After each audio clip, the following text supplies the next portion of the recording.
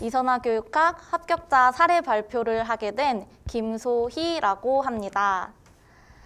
이렇게 합격자 발표라는 자리로 선생님들을 만나뵐 수 있게 되어서 정말 영광입니다.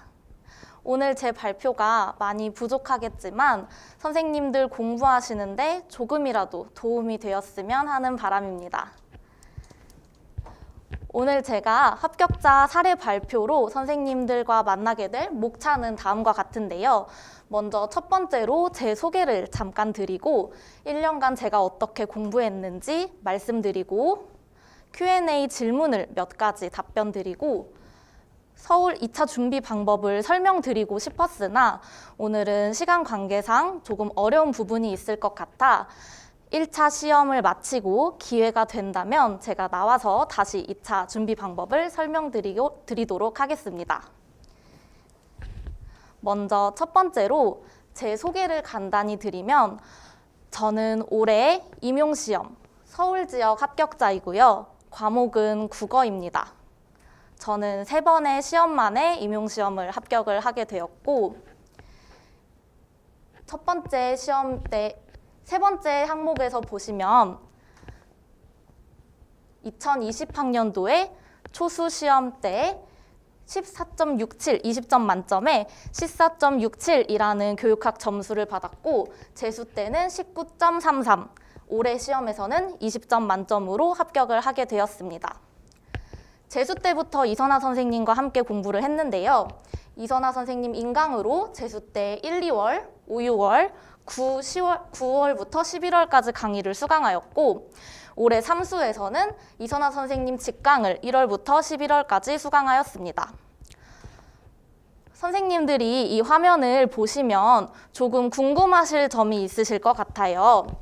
재수 때 19.33이라는 나쁘지 않은 점수를 받았음에도 불구하고 왜 삼수 때 1월부터 11월까지 강의를 들었을까를 궁금해 하실 것 같은데 제가 재수 때 교육학 공부를 하긴 했지만 10월에서 11월 사이에 몰아쳐서 벼락치기로 공부를 했습니다. 다소 부끄럽지만 좋은 점수를 받긴 했지만 운이 좋았다고 생각을 했고 또 교육학 공부를 시험 직전에 몰아서 하다 보니 전공 공부에 힘을 쏟아야 할 막판 시기에 교육학 공부에 너무 많은 집중을 하게 되었고 이 점이 시험 직전에 저를 너무 불안하게 했던 요소 중에 하나였습니다.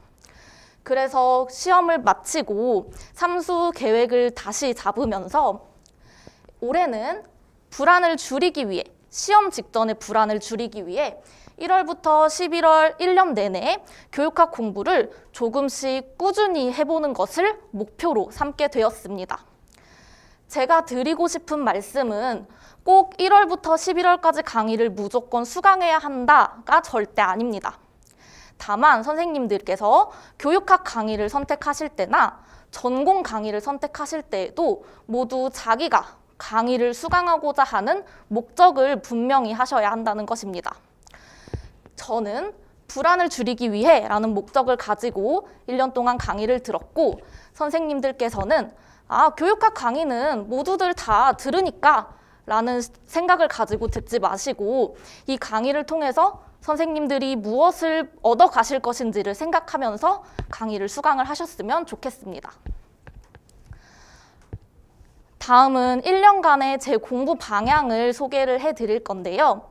합격하신 선생님들이 여러분이 계시고 여러분의 선생님마다 모두 각자 다른 공부 방법을 가지고 계실 거예요.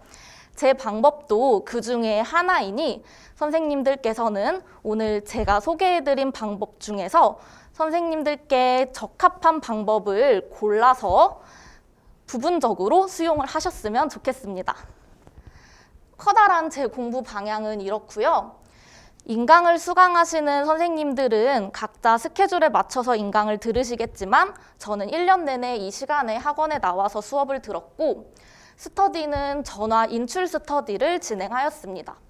이 부분은 이후에 계속 설명드리겠습니다.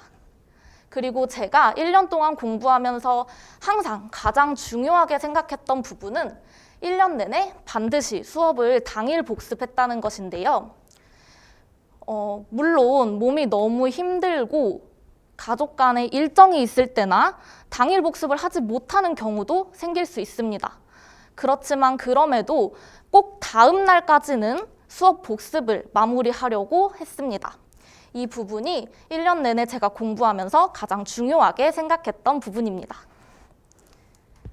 다음으로는 1년간의 공부 방향을 크게 세 시기로 쪼개서 설명을 드려보도록 하겠습니다. 세 시기로 쪼개서 설명을 드릴 때에도 가장 중요하게 생각했던 게 무엇인지를 위주로 설명을 드려보겠습니다. 먼저 1월부터 4월은 이론을 다지는 시기입니다.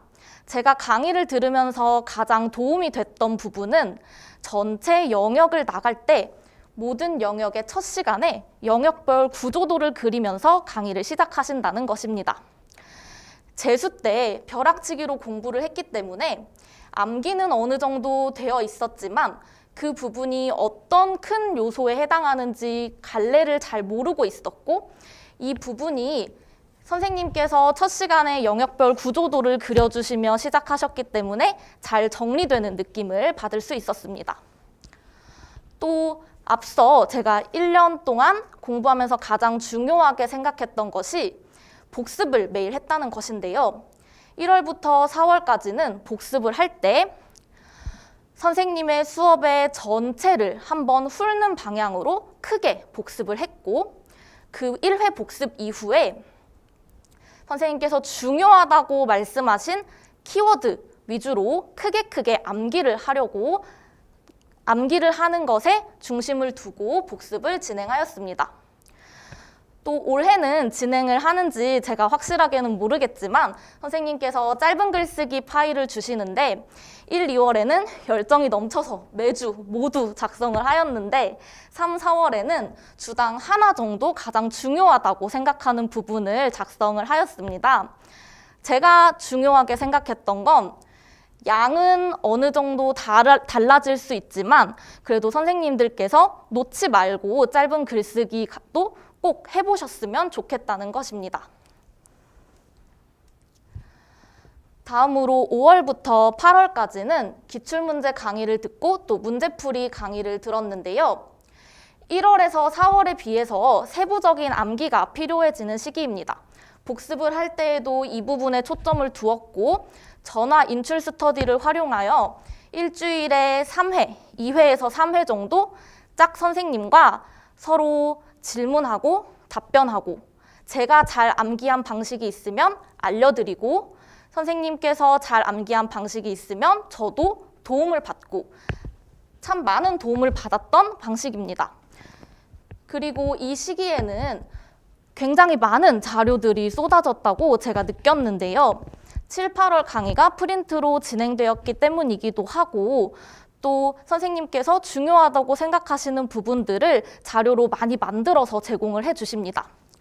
여기서 다 보지 못한다고 불안해하거나 죄책감 갖지 않기라고 적어두었는데 이때 다 보지 못한다고가 정말로 보지 않는 것이 아니라 다 암기하지 못한다고 라고 생각해 주시면 좋겠습니다. 그때 바로 다 암기하지 못한다고 해서 너무 불안해하지 마세요.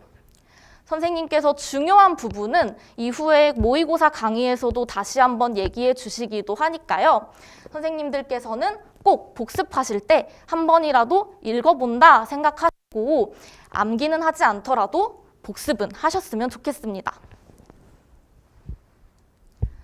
마지막으로 모의고사 강의 기간인데요. 제가 중요하다고 생각하는 부분은 세 번째에 있습니다.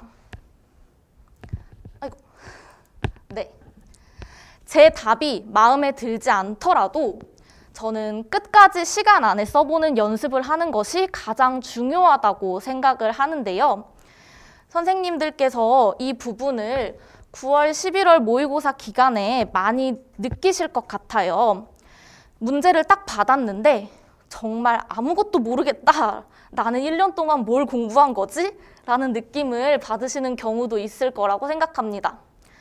그런데 제가 시험장에 가보니 제가 알고 있던 내용도 당황을 하다 보면 확신이 들지 않는 경우가 생기기도 하고 또 시험장에 가보니 정말 처음 보는 것 같은 느낌을 받는 경우도 있더라고요. 그래서 연습을 하실 때에도 시간 안에 당황하시더라도 또 내 답이 마음에 들지 않더라도 끝까지 써보는 연습을 하는 것이 중요하다고 생각합니다. 그리고 이때 끝까지 써보는 연습을 하실 때에도 꼭 문제의 조건에 맞게 끝까지 써보는 연습을 해보셨으면 좋겠습니다. 저는 이 부분이 시험장에서 가장 도움이 되었다고 느끼는 바입니다. 또 대표 첨삭 기회를 적극 활용하기라고 적어두었는데요. 아마 수업 시간에 선생님께서 말씀을 하실 거예요. 대표 첨삭을 받기를 원하시는 분들은 답안을 제출해달라라고 말씀을 하십니다.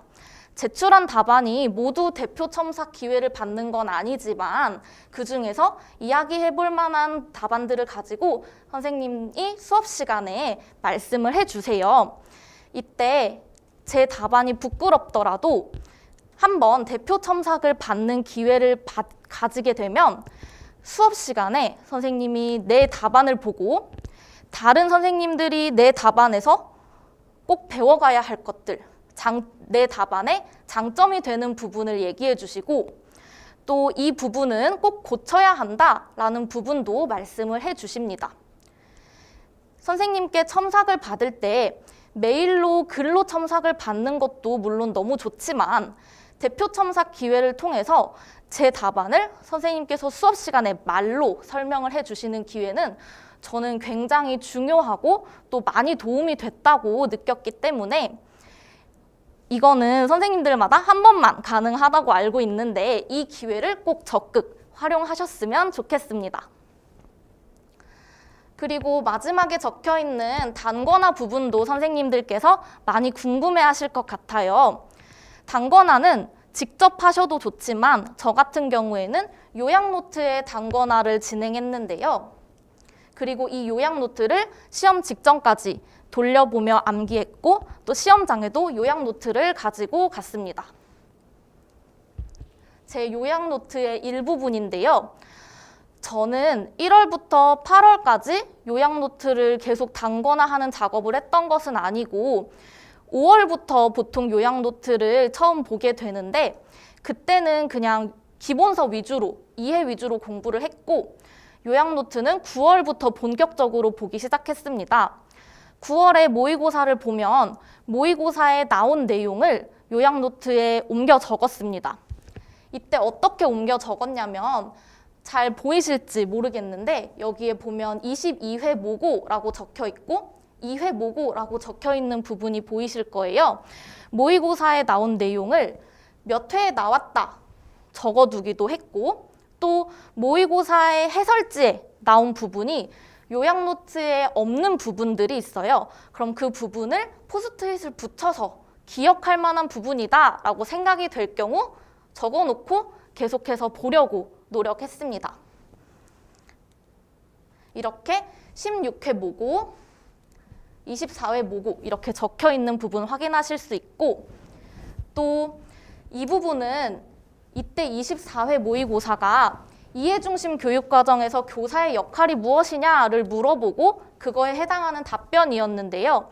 이런 경우도 반드시 암기되어야 할 부분은 아니지만 여러 번 보시다 보면 선생님들께서 다른 곳에도 활용하실 수 있는 부분들입니다. 그래서 저는 이런 것들도 적어놓고 요약노트를 복습하면서 여러 번 보려고 했습니다. 이렇게 모의고사에 나온 내용을 중심으로 요약노트를 단권화하고 이를 9월부터 11월 동안 계속 반복해서 보다 보면 선생님들께서 따로 단권화를 하는 게 부담스러우시는 분들의 경우 많은 도움이 될 것이라고 생각해서 한번 소개를 해보았습니다. 다음으로는 Q&A로 받은 질문 몇 가지만 말씀드리고자 하는데요. 매일 공부 시간은 어느 정도 되었나요? 라는 질문이 있었습니다. 저는 공부 시간을 재면서 공부를 하는 스타일은 아니었고 1월부터 4월 동안 제가 가장 집중이 잘 되는 효율적인 루틴을 찾으려고 노력했고 그 루틴대로 쭉 공부를 해 나간 경우입니다. 그래서 항상 이 시간 동안 풀로 집중해서 공부했습니다는 아니지만 적어도 이 시간에는 책상에 앉아 있으려고 노력했고 대부분 이 시간 동안은 공부를 열심히 했던 것 같습니다. 네, 이렇게 한번 보시면 될 것 같고요.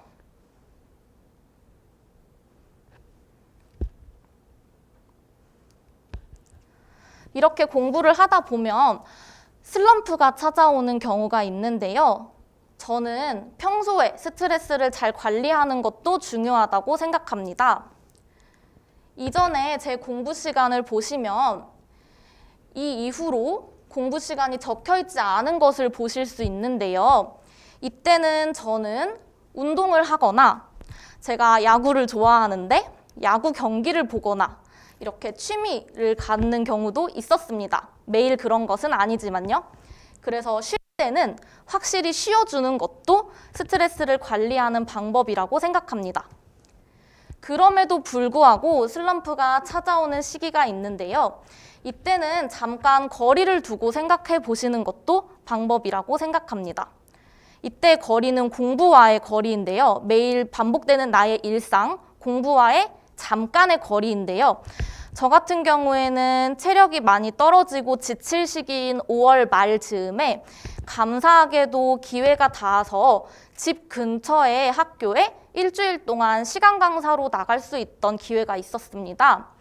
이렇게 제 반복되는 일상과 잠깐 거리를 두고 생각할 수 있는 좋은 기회를 가지다 보니 또 학교 현장에 나가서 학생들과 마주하며 수업을 하다 보니 제가 왜 시험 준비를 하려고 했는지 다시 한번 동기부여가 되는 경험이 있었습니다. 선생님들께서도 꼭 시간 강사, 학교 경험 이런 게 아니더라도 공부와 내 반복되는 일상과 짧은 시간, 거리를 두고 생각해 보시는 경험도 슬럼프를 극복하는 데 도움이 되실 수 있으리라 생각합니다. 다만 시험 직전에 찾아오는 슬럼프의 경우에는 그것보다는 제 개인적으로는 합격 후에 어떤 점이 좋을지, 합격 후에 무엇을 하고 싶은지 등의 동기부여가 될 만한 점을 생각해 보시는 것도 좋으리라고 생각합니다. 마지막으로 제가 1년 동안 공부하면서 가장 중요하게 생각했던 멘탈적인 부분은 부정적인 생각을 긍정적인 생각으로 바꾸는 것인데요. 저는 생각하는 대로 행동이 나온다고 믿기 때문에 선생님들께서 공부를 하시다 보면 늘 부정적인 생각이 찾아오지 않을 수는 없다고 생각을 해요. 저 같은 경우에도 이번에도 떨어지면 어떡하지? 재수 때 저는 소수점 차이로 떨어졌는데요. 그때가 운이 좋았던 거고 이번에는 더 큰 점수 차로 떨어지면 엄마 아빠 얼굴을 어떻게 보지? 이런 식으로 부정적인 생각이 들 때가 저도 있었습니다. 그러나 그 부정적인 생각의 끝은 분명히 긍정적으로 마무리를 해주셔야 한다고 생각해요. 조금 역설적으로 느껴지실 수도 있을 것 같은데 저는 애써 저 스스로에게 최면을 걸면서 아니야, 할 수 있어. 올해는 붙을 수 있어. 내가 이렇게까지 열심히 하는데 올해는 당연히 잘 될 거야. 내가 아는 부분에서 다 나올 거야. 지금 하는 대로 하면 돼. 이렇게 긍정적인 생각을 계속 하면서 생각을 마무리 지으려고 노력했습니다. 따라서 선생님들께서 공부하시면서 이런저런 생각이 드시더라도 그 생각을 마무리하시는 부분에서는 꼭 긍정적인 생각으로 자기 최면을 걸어주셨으면 좋겠습니다. 그러다 보면 정말 좋은 결과가 있으리라고 생각합니다. 그리고 이 부분은 제가 또 추가적으로 공부할 때 내가 미리 알았으면 좋았겠다라고 생각하는 부분인데요. 1차를 준비할 때에도 교육 현장에 관심을 가지는 것이 중요하다고 생각합니다. 최근에 교육학에서도 그렇고 2차에서도 그렇고 지금의 교육 현장에 얼마나 관심을 가지고 있는지를 물어보는 문제가 나온다고 생각해요. 따라서 행복한 교육, 지금 서울 교육 같은 교육 잡지를 읽어보시거나 아니면 이 부분이 너무 부담스러우실 경우 교육청 유튜브만 보시더라도 혹은 다른 교사 선생님들께서 만든 유튜브만 보시더라도 저는 큰 도움이 되리라고 생각합니다.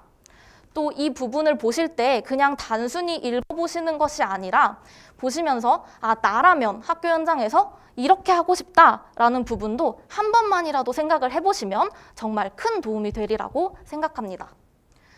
그리고 이 부분은 늘 잘 알고 계시겠지만 또 체력도 잘 관리를 해주셔야 하고요.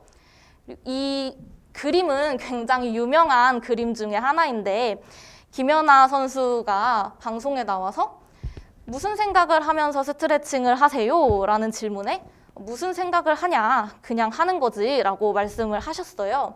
저는 이 부분이 나중에 시험을 끝나고 돌이켜서 생각을 해보니 이 부분이 참 중요했겠구나, 시험 공부를 하는 사람에게도 중요하겠구나 라고 느껴진 부분인데요. 그냥 특별한 생각 없이 공부를 내 일상으로 꾸준히 해 나가시다 보면 한 걸음 한 걸음 꾸준히 해 나가시다 보면 반드시 좋은 결과가 있으리라고 생각합니다. 이상으로 교육학 합격자 사례 발표를 마치겠습니다. 제 이름은 김소희이고요. 혹시 선생님들께서 이 사례 발표로 궁금증이 해결되지 않으시거나 혹은 공부하시다가 어려운 점이 있으시면 제가 가장 자주 확인하는 메일이니 이쪽으로 메일 보내주시면 제가 답변을 최대한 성심성의껏 드리도록 하겠습니다. 들어주셔서 감사합니다.